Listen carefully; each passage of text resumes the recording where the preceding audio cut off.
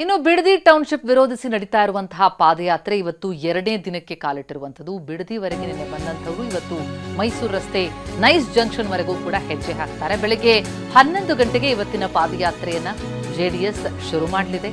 2ನೇ ದಿನದ ಪಾದಯಾತ್ರೆಗೆ ಮಾಜಿ ಪ್ರಧಾನಿ ಎಚ್ ಡಿ ದೇವೇಗೌಡರ ಸಾಥ್ ಸಿಗಲಿದೆ. ನಿಖಿಲ್ ಕುಮಾರಸ್ವಾಮಿ ನಾಯಕತ್ವದಲ್ಲಿ ಎಚ್ಡಿಡಿ ಸಾಥ್ ಜೊತೆಗೆ ಜೆಡಿಎಸ್ ಪಾದಯಾತ್ರೆ ಇವತ್ತು 16 ಕಿಲೋಮೀಟರ್ ಸಾಗಲಿದೆ. ಇವತ್ತು 16 ಕಿಲೋಮೀಟರ್ ಹೆಜ್ಜೆ ಹಾಕಲಿದ್ದಾರೆ ದಳಪತಿಗಳು. ನಿನ್ನೆ ಬಿಡದಿವರೆಗೆ 7 ಕಿಲೋಮೀಟರ್ಗಳ ಕಾಲ ಪಾದಯಾತ್ರೆ ಬಂದರು. ಎಚ್ಡಿಕೆ ಮತ್ತು ಆರ್ ಅಶೋಕ್ ಚಾಲನೆಯನ್ನು ಕೊಟ್ಟಿದ್ರು. ಇವತ್ತು 2ನೇ ದಿನ ಬೆಳಗ್ಗೆ 11 ಗಂಟೆಗೆ ಇವತ್ತು ಜೆಡಿಎಸ್ ಯಾತ್ರೆ ಶುರುವಾಗುತ್ತೆ. 2ನೇ ದಿನದ ಪಾದಯಾತ್ರೆಗೆ ದೇವೇಗೌಡರ ಸಾಥ್ ಕೂಡ ಸಿಗಲಿದೆ. ಇವತ್ತು 16 ಕಿಲೋಮೀಟರ್ ಹೆಜ್ಜೆ ಹಾಕ್ತಾರೆ. ಬಿಡದಿ ಟೌನ್ಶಿಪ್ ವಿರೋಧಿಸಿ ನಡೀತಾ ಇರುವಂತಹ ಬೃಹತ್ತಾದಂತಹ ಹೋರಾಟ ಇದು.